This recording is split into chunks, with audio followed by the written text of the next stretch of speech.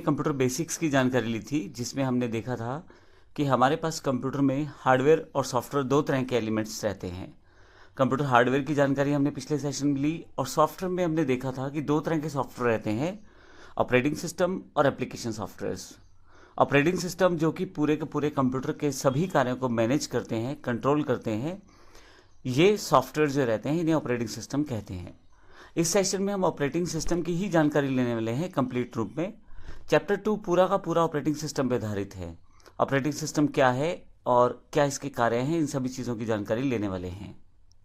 तो आइए शुरुआत करते हैं। बेसिकली ऑपरेटिंग सिस्टम है क्या? ऑपरेटिंग सिस्टम कंप्यूटर यूज़र यानी कि वो व्यक्ति जो यूज़ करता है, जैसे मैं और आप, और कंप्यूटर हार्डवेयर के बीच एक इंटरफेस है। मैं डायरेक्टली कंप्यूटर के हार्डवेयर से कार्य नहीं ले सकता, लेकिन मैं ऑपरेटिंग सिस्टम को चला सकता हूँ। इसका अर्थ ये हुआ कि ऑपरेटिंग सिस्टम को अगर मैं कोई इंस्ट्रक्शंस या कमांड देता हूँ, वह इस कमांड्स या इंस्ट्रक्शंस को कंप्यूटर हार्डवेयर तक पहुँचा देता है, जिससे कि हम अपने हार्डवेयर से काम ले पाते हैं। ऑपरेटिंग सिस्टम के द्वारा बहुत सारे सॉफ्टवेयर प्रोग्राम और हार्डवेयर को मैनेज किया जा सकता है या किया जाता है। यहाँ कुछ एग्जाम्पल्स हैं जो बड़े पॉपुलर और इम्पोर्टेंट ऑपरेटिंग सिस्टम है। जैसे लेटेस्ट जो विंडोज़ 10 है, Windows 8, Windows 7, Windows Vista, Windows XP, Windows 2000, MS डोस। ये सभी के सभी ऑपरेटिंग सिस्टम जो मैंने अभी बताए हैं, विंडोज़ 10 से लेके MS डोस तक, ये सभी माइक्रोसॉफ्ट कंपनी के द्वारा बनाए गए हैं। इसके अलावा एक अलग कंपनी है एप्पल्स, मैकओएस है। इसके अलावा iOS, ये दोनों एप्पल की कंपनी के हैं। क्रोम OS जो कि गूगल का ऑपरेटिंग सिस्टम जो लॉन्च किया गया है नया बिल्कुल। लाइनेक्स, यूनिक्स, ये ऑपरेटिंग सिस्टम जो है ये लाइनेक्स वालों के ऑपरेटिंग सिस्टम है। तो ये कुछ ऑपरेटिंग सिस्टम के एग्जांपल्स हैं।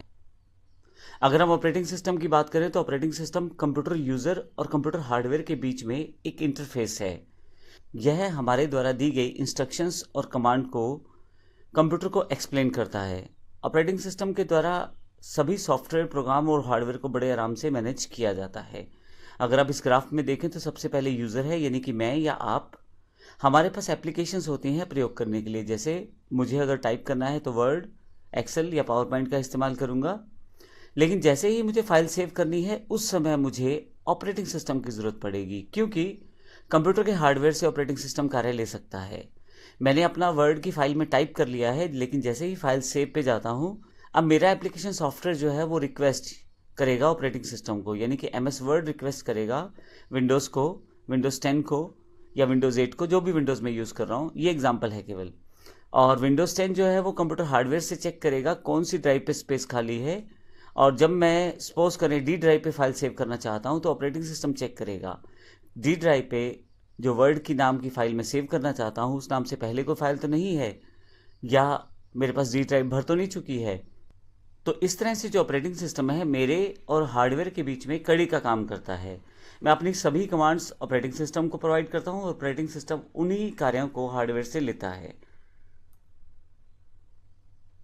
अगर हम ऑपरेटिंग सिस्टम की हिस्ट्री की बात करें तो जैसे जैसे हमारे कंप्यूटर की एवोल्यूशन हुई है, उस तरह से ऑपरेटिंग सिस्टम में भी काफ़ी सारे बदलाव आए हैं समय समय पर। ऑपरेटिंग सिस्टम जनरल मोटर्स द्वारा 1956 में तैयार किया गया था। उस समय यह ऑपरेटिंग सिस्टम IBM नामक मेन फ्रेम कंप्यूटर को चलाने के लिए बनाया गया था। 1960 में मल्टी प्रोग्रामिंग के कॉन्सेप्ट का विकास किया गया, जिसमें कई प्रोग्राम को एक ही बार में मेमोरी में रन कर सकते थे। माइक्रो प्रोसेसर टेक्नोलॉजी इस आधार पर विकसित हुई कि 1970 के दशक में टाइम शेयरिंग और रियल टाइम सिस्टम के रूप में मेन फ्रेम कंप्यूटर के रूप में डेस्कटॉप कंप्यूटर का निर्माण संभव हुआ। 1980 में Microsoft disk operating system available हो गया, यानी कि MS डोस जिसको हम जानते हैं।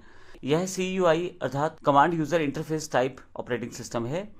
अभी भी है आपके पास। विंडोज़ 10, विंडोज़ 7 सभी तरह के ऑपरेटिंग सिस्टम में as a part of operating system रहता है। 1980 से 1990 के माइक्रोसॉफ्ट में operating system Windows operating system की शुरुआत हो गई। 1991 में लाइनेक्स ऑपरेटिंग सिस्टम रिलीज़ किए गए। हमारे पास मार्केट में बहुत सारे पेड और फ्री, बेस्ट और एडवांस ऑपरेटिंग सिस्टम इस समय उपलब्ध हैं, जैसे Windows 10, Ubuntu, Chrome OS, FreeBSD। इसके अलावा Windows XP, Windows 7, Windows 8, Windows 10, ये सारे ऑपरेटिंग सिस्टम जो है ये हमारे पास माइक्रोसॉफ्ट कंपनी के द्वारा दिए गए हैं। इसमें इंपॉर्टेंट बात यह है कि जैसे जैसे कंप्यूटर का एवोल्यूशन हुआ इलेक्ट्रॉनिकली, उसके साथ साथ हमारे पास ऑपरेटिंग सिस्टम यानी कि सॉफ्टवेयर में भी काफ़ी सारे बदलाव होते चले गए।